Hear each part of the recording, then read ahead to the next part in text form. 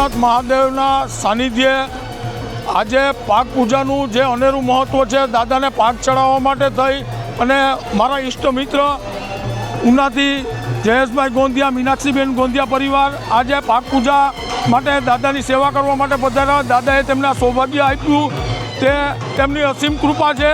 સાથે અમે તમામ શિવ ભક્તો, તેમના પરિવારના અને મિત્રજનો પણ આ પાક પૂજામાં સામેલ થયા. દાદાની પાક પૂજા કરી ધન્યતા અનુભવીએ છીએ. જય જય સોમનાથ, હર હર મહાદેવ.